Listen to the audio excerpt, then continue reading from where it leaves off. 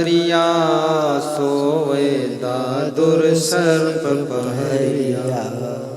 मूस माने, मूस किसे कहते हैं? मूस माने चूहा, और घूस माने रिश्वत, और घूसा माने मुक्का।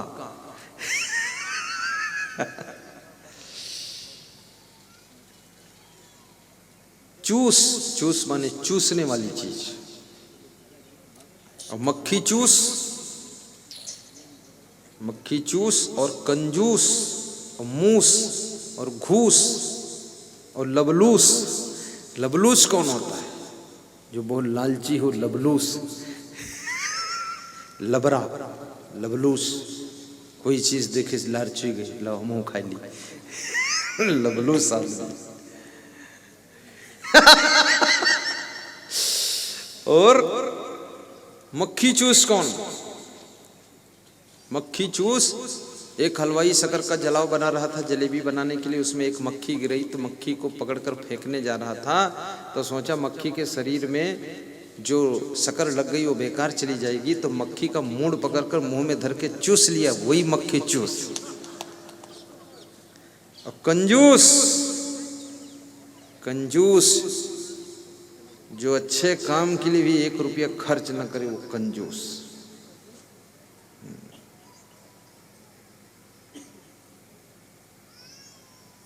ये है कंजूस, मक्खी चूस, और मूस, और घूस, और क्या बताए थे? लबलूस। ये बड़ा विचित्र निकला, ये पहली बार ढूंढा मैंने। लबलूस।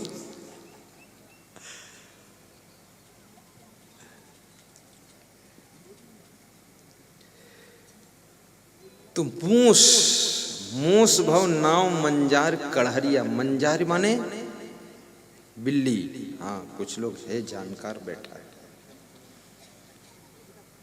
पहले भी सत्संग सुन चुका, उसको याद है। अगर हम भूल जाएं तो सहयोग करेगा वो। मंजार माने बिल्ली होता है। क्या होता है? बिल्ली। कौन बिल्ली? जो घर में रहती वही बिल्ली, चुरा कर दूध पीती वो बिल्ली। बिल्ली। तो मूस भव नाव, यानी चूहा नाव बन गया, और बिल्ली नाव के ऊपर बैठ करके मल्लाह बन गई, और चूहे से कहती है मैं तुम्हारी नाव को खेकर पार लगा दूंगी। क्या बिल्ली चूहे को खे करके पार लगा सकती है? बिल्ली तो ऐसा पार लगाती है कि चूहा लौट कर दोबारा आता ही नहीं, पूरे पार हो जाता है। और ये चूहा बिल्ली के ऊपर विश्वास कर लेता है, और बिल्ली को अपनी पीठ पर बिठा लेता है, और कहता है बिल्ली मुझे पार लगाएगी। ये चूहा कौन है और बिल्ली कौन है, और पार किस चीज से होना है, इसका अर्थ अलग है, वो भी बताऊंगा। फिर है सोए दादुर सर पहरिया। दादुर माने हैं मेढक, ये सब पढ़े लिखे लोग हैं। दादुर माने मेढक, और सर्प माने सांप। सोए दादुर यानी मेढक सो रहा है, और सांप बैठा हुआ पहरा दे रहा है, और मेढक ने सांप को पहरेदार बनाया है, और सांप ने वादा किया है तुम निश्चिंत सो, हम कोई डिस्टर्ब किसी को करने नहीं देंगे। और सांप मेढक को खा जाता है, कोई डिस्टर्ब होता ही नहीं है, जब खा ही गया खत्म हो गए, क्या डिस्टर्ब होता। हाँ, ऐसा सोए दादुर सर पहरिया। तो कौन है मेढक, और किस नींद में सो रहा है, और कौन सा सांप है जो पहरा दे रहा है, इसका अर्थवाद को बताऊंगा। आज शब्दार्थ चल रहा है, भावार्थ, फिर रूपक व्याख्या। बैल बियाए गाय भई बंझा, और बैल बछड़ा बछियों को जन्म दे रहे हैं, और गायें बांझ हो गई है। बछरू दुहिए 3 दिन संझा, और बछड़े 3-3 टाइम दुहे जा रहे हैं। बछड़ों के नीचे इतना दूध निकल रहा है कि 3-3 टाइम बाल्टी भर भर कर दूध बछड़े दे रहे हैं। अब गाय बांझ हो गई है। क्या बात है, कौन मॉडल का बछड़ा है ये? बछड़ा कौन है? ये दूध कौन सा है? और ये कौन सा बैल बच्चे जन्म दे रहा है? और कौन सी गाय बांझ हुई है? इसका अर्थ अलग है, ये भी समझाऊंगा। ये उल्टवासी है। कभी बैल बच्चों को जन्म दे सकता है? बोलो विपिन, नहीं दे सकता ना। और बछड़े दूध दे सकते हैं? नहीं। लेकिन उल्टवासी है, जो नहीं हो सकता वही बता रहे हैं कबीर साहब। यही हो रहा है। क्या हो रहा है, कैसे हो रहा है, ये बता दूंगा आपको भी। कौन है बैल, कौन है गाय, और कौन बछड़ा है जो 3-3 टाइम दूध दे रहा है? बछड़े के नीचे तो एक टाइम भर का दूध नहीं होता, दूध है ही नहीं वहाँ, अब वो 3-3 टाइम दूध दे रहा है। फिर नित उठ सिंह सियार से जूझे, और रोज शेर सोकर उठता है सिंहराज, और सियार से लड़ाई करता है, सियार से उसका युद्ध होता है, और शेर हार जाता है, सियार जीत जाता है। कबीर कहते हैं कि मेरे इस पद को कोई बिरले भक्त समझेगा, सब समझ नहीं पाएंगे कबीर क्या कह रहा है। कौन सिंह है, कौन सियार है, और किस चीज की लड़ाई चल रही है दोनों में, और ये सिंह हारता कैसे है और सियार जीतता कैसे है, इसका अर्थ भी आपको समझाऊंगा। सिंह स्वरूप तुम्हारी आत्मा है, और सियार के समान ये तुम्हारी जो छोटी छोटी गंदी गंदी आदतें हैं, बीड़ी की आदत, सिगरेट पीने का आदत, शराब पीने का आदत, तंबाकू खाने का आदत, ये सब सियार है। और सवेरे से सिंह रूपी जीव उठता है, ये छोटी छोटी आदतों से हार जाता है, और दिन भर वो तंबाकू खाता रहता है। सिंह हार गया और सियार जीत गई। तो समझना बात को, कबीर कोई साधारण संत नहीं है, इसलिए कबीर का कुछ अलग ही रहता है मामला। लोहा मानते सभी उनका, चाहे जो कथाकार हो, प्रवचनकार हो, चाहे जिस जाति पाति मजहब का हो, लेकिन कबीर को राजनेता भी कबीर को खूब याद करता है। जब हिंदू मुस्लिम दंगा होता तो कबीर को लाता है कि कबीर ने हिंदू मुस्लिम एकता कराई थी, तो ये एकता कराई तो ये फूट किसने कराई है, तो वो कैसा लाता है कबीर की कि हिंदू मुस्लिम भाई भाई, बस कबीर साहब समझाते हैं। तो कबीर एक छोटी सी कथा है, बड़ी मस्त कथा, 2 मिनट की कहानी है कि किसी गांव में एक धोबी रहता था, और धोबी के पास में एक गधा था, और गधे की पीठ पर मैले कपड़े लाद कर तालाब ले जाता था, और तालाब में छोड़ देता था। गधा घूमता रहता था, घास चरता और लौटता पोटता, और शाम को कपड़े सुखाकर फिर गठरी बांधकर पीठ पर धर के घर ले आता था। गधा तो गधा, काम तो ज्यादा था नहीं, सुबह गठरी ले जाता था, शाम को ले आता था, दिन भर फ्री रहता था। लेकिन गधे को इसमें भी संतुष्टि नहीं थी, तो गधा एक दिन गुस्सा होकर भाग गया। तो धोबी दिन भर ढूंढता रहा, परेशान हो गया, गधा मिला नहीं। तो धोबी बड़ा बेचैन हुआ कि मेरा गधा कहाँ गया। धोबी ढूंढते ढूंढते शाम हो गई।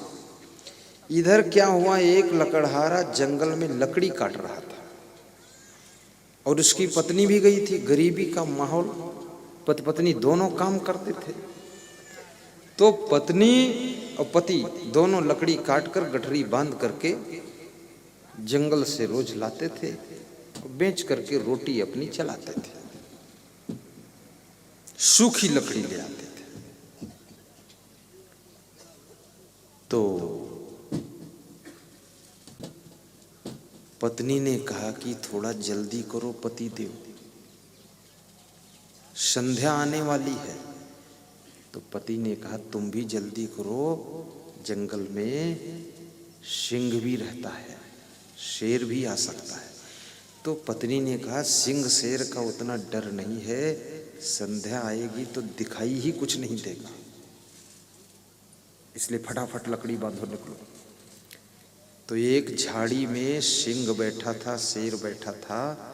उसने ये बात सुना तो शेर ने सोचा कि संध्या मुझसे भी ज्यादा कोई बलवान है, क्योंकि ये शेर को उतना नहीं डर रहे, संध्या को ज्यादा डर रहे, और संध्या आने वाली है।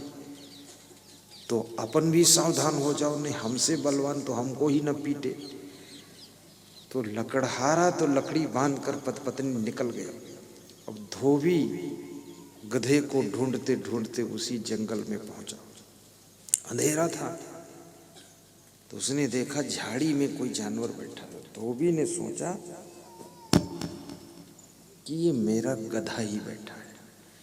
तो धोबी गया, उस गधे की पीठ पर 2-3 डंडा मारा और कान पकड़कर खींचा और रस्सी में बांध करके घसीटता लाया। तो उस शेर ने सोचा कि वही संध्या आ गई है। और शेर ने सोचा संध्या वास्तव में खतरनाक है, क्योंकि शेर की पीठ पर कोई डंडा कभी मारा ही नहीं था। शेर की पीठ पर कौन डंडा मारेगा, तो इतना खतरनाक होता है। और पहली बार उसके 2-4 डंडा लगे तो चोट भी ज्यादा लगी। जो रोज मारा जाता है उसके चोट कम लागत है, और जो पहली बार मार खाए, झापड़ खाए, तो उसके चोट ज्यादा लगत है, क्योंकि रोज जो मार खाते है उसकी प्रैक्टिस हो जाती है। हमारे साथ 2 लड़के पढ़ते थे, एक पुत्तीलाल था, एक चंद्रिका प्रसाद। प्राइवेट स्कूल था, कक्षा 6 में मार बहुत पड़ता है, क्योंकि रिजल्ट लावे बद मास्टर लोग दिन भर मारू पीट चालू कर रहे, शीशम के डंडा काटे काटे सटासट पिटाई चालू। तो बहुत मारे जाए लड़का, धड़ाधड़ सब चिल्ल पो मचाई क्लास में। मैं तो कभी नहीं मारा गया, एडवांस याद करने में रहता था, पूरी किताब याद करके सुना तो 3 दिन में। लेकिन उन पर मार वैसे जब पड़े, सट सट हाथ बढ़ावे, सटा सट 50-50 डंडा खाए। तो हमने एक दिन पूछा कि पुत्तीलाल, चंद्रिका प्रसाद, इतना मार खाते हो, पढ़ते काहे नहीं हो, तुम्हारे का कोई मतलब दर्द नहीं होते, तकलीफ? कहीं हमका प्रैक्टिस हो गई है, ये मास्टर एक दर्द हाथ करे लगे, हमारे दर्द हो भी निकली। हाँ, तो हमके नहीं इतना मारो सही ले। कहा ये थोड़े मारत है, घर में जाई थे तो मम्मी पापा मारत है, और बड़ा भाई वह मारत है। अब यहाँ आई है तो 8 घंटा होते हैं, 8 टीचर मारत है। अब हम बिल्कुल चमड़ा गैंडा क्या रुपये गवा है, चाहे जितना फार्क ना पड़ी, चाहे जितना कूटे पीटे, पढ़ी ना।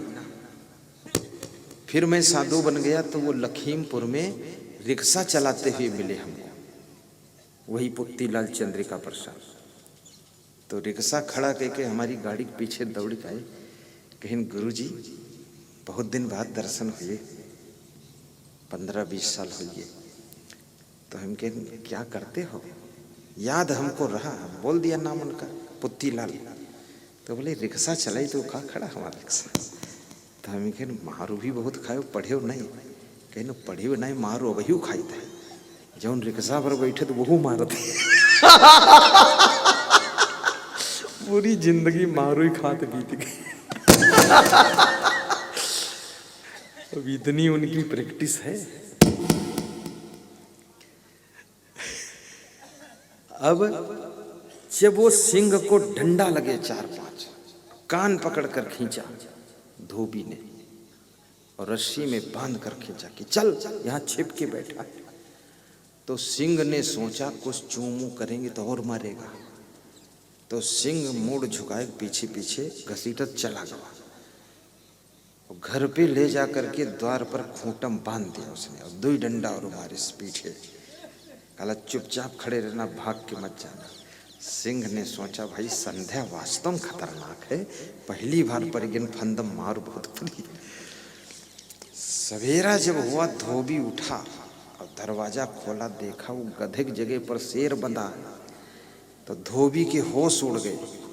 धोबी दरवाजा बंद कर इस छत पर चढ़ा और गांव में हल्ला मचा, इसकी हमरे द्वारे तरफ कोई नहीं आयो, गधा के चक्कर में शेर आए हुआ है। और शेर ने जब उस धोबी को देखा कि संध्या वंध्या कोई नहीं था, यहाँ ही रहते मारिस डंडा तो शेर भी बहुत, उसको हंसी भी आई और नाराजी भी आई और बोला इस तरह के आदमियों को तो 1 मिनट फाइनल करता हूं, इके डंडा खाए। शेर ने दहाड़ मारी और गर्जा और रस्सी को तोड़कर छलांग मारकर भागा और जंगल चला गया, स्वतंत्र हो गया, धोबी के फंदे से निकल गया।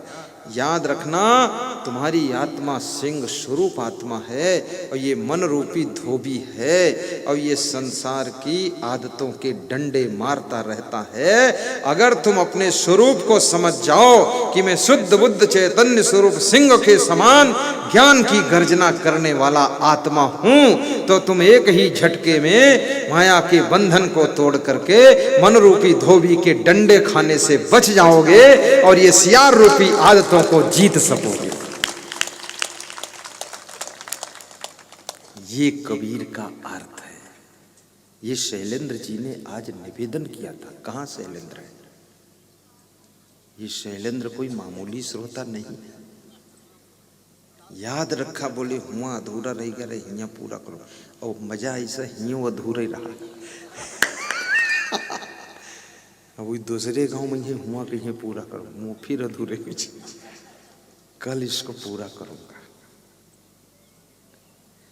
एक बार गा देता हूं, फिर मंत्र पढ़ता हूं विराम का। बैठो सीधे।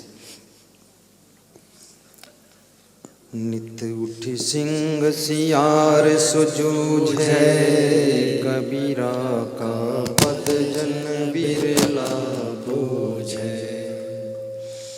नित उठ सिंह सियार सुजूझे, कबीरा का पद जन बिरला बूझे।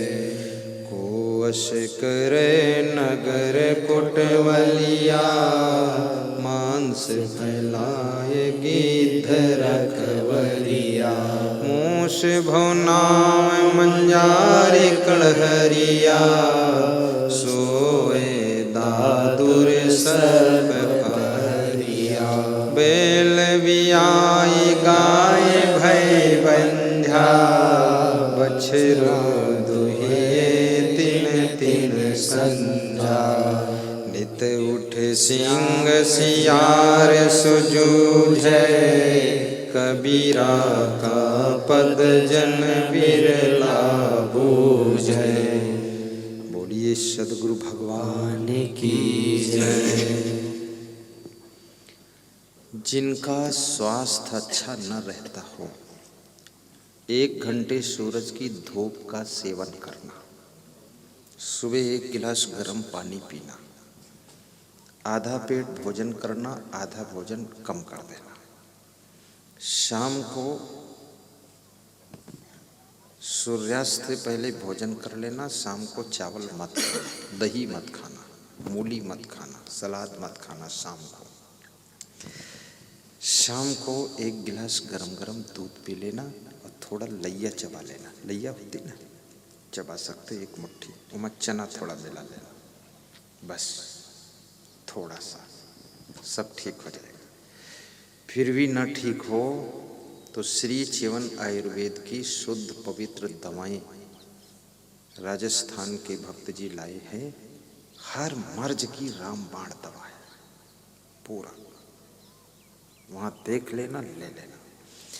और जिनका मन ठीक नहीं रहता है, मन में ज्यादा उलझन रहती है, तो यहाँ आश्रम की ओर से धार्मिक पुस्तकों की दुकान आई है, वहाँ से छोटी छोटी पुस्तकें ले लेना और रोज बिस्तर पर लेटे लेटे पढ़ लेना।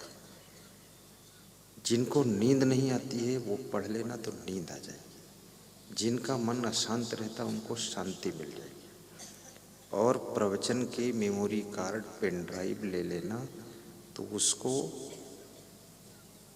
टीवी में लगाकर सुन लेना, वहाँ बहुत अच्छा सब मिलता है।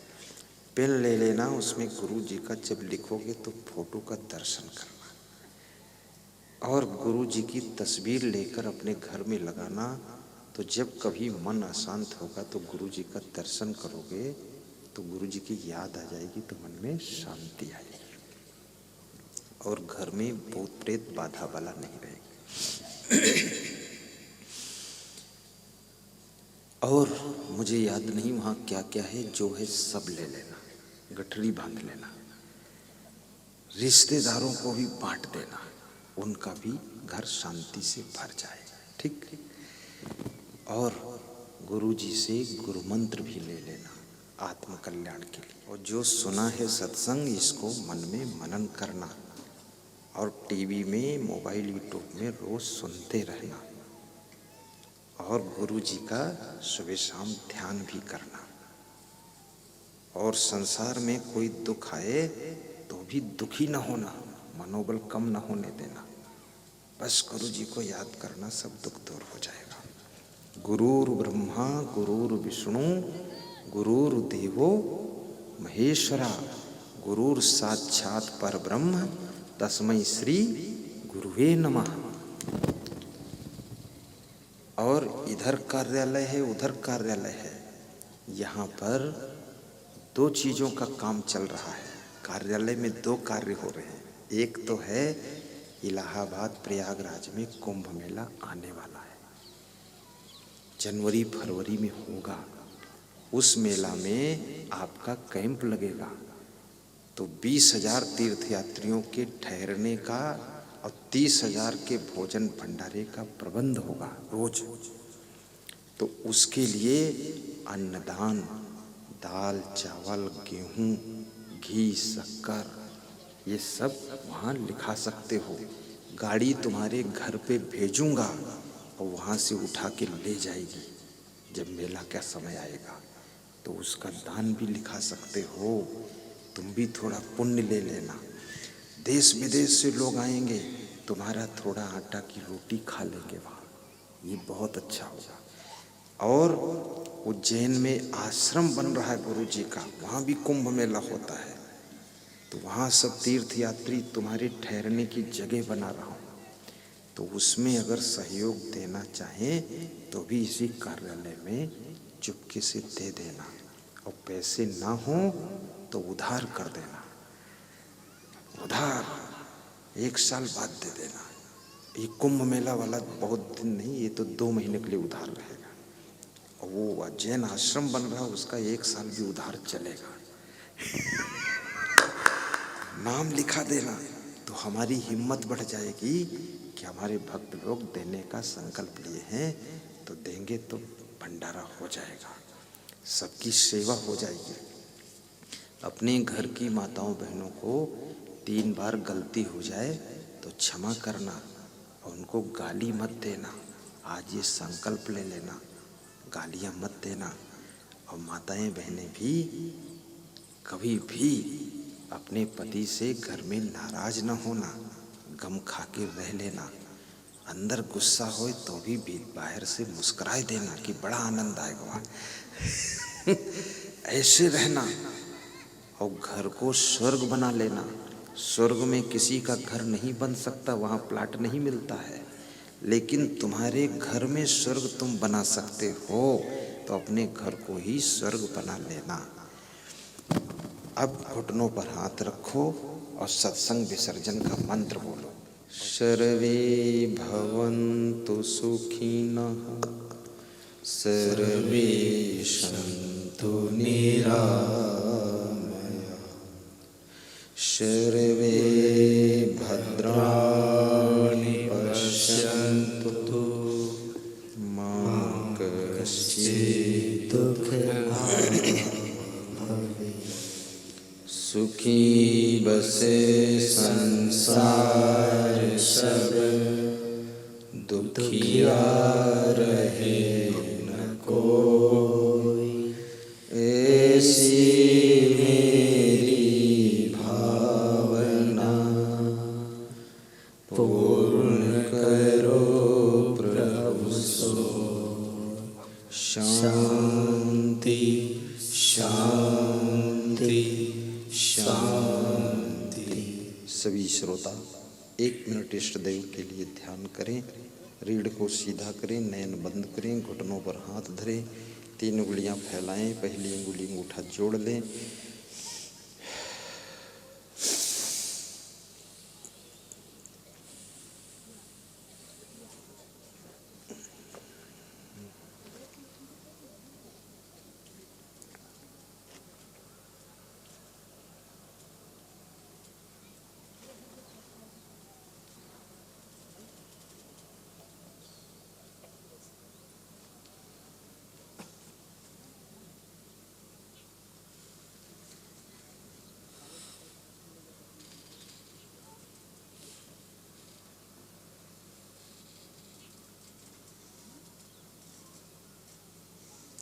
हाथ स्पर्श करके मुखमंडल पर कोमल अंगुलियां स्पर्श करें।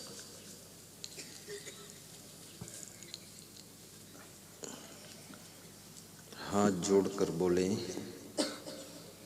जय कबीर, जय कबीर, जय कृष्ण, जय कृष्ण, जय श्री राम, जय श्री राम, जय क्षमा देव, जय क्षमा देव, जय गुरुमनदेव, जय गुरुदेव। आरती का शुभारंभ हो रहा है।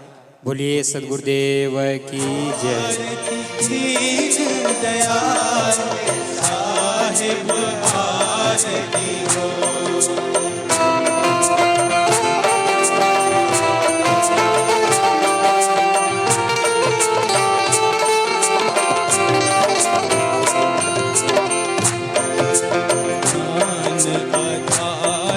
विवेक की बातें, ज्ञान आधार विवेक की बातें। सूरती जोत जहाँ जा साहिब आरती हो। सूरती जोत जहाँ जा साहिब आरती हो। आरती दीन दयाल साहिब आरती हो। आरती गरीब निवास साहिब आरती हो।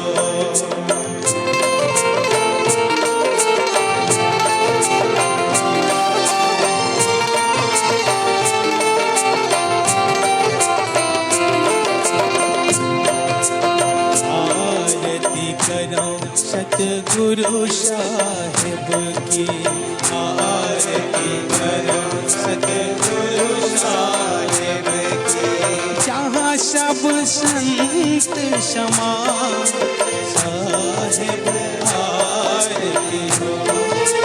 जहाँ सब संत समा साहिब आरती हो। आरती दीन दयाल साहिब आरती हो। आरती गरीब निवास साहिब आरती हो।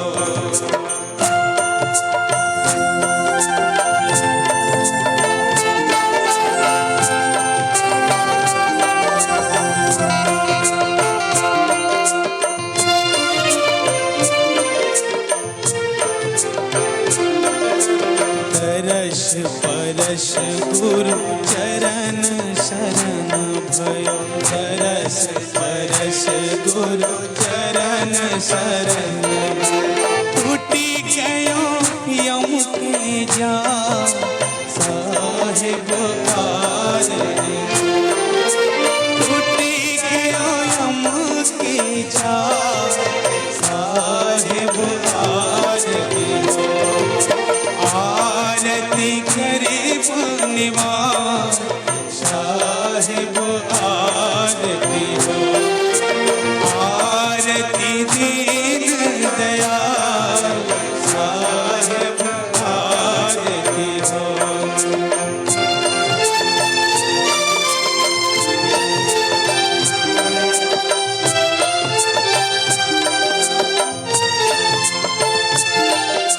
साहिब कबीर संतन की कृपा से, साहेब कबीर संतन की कृपा से, भया हो परक परका साहेब आरती हो, भया हो परक परका साहेब आरती हो, आरती करीब निवाज साहेब आरती हो, आरती दीन दयाल साहेब आरती हो।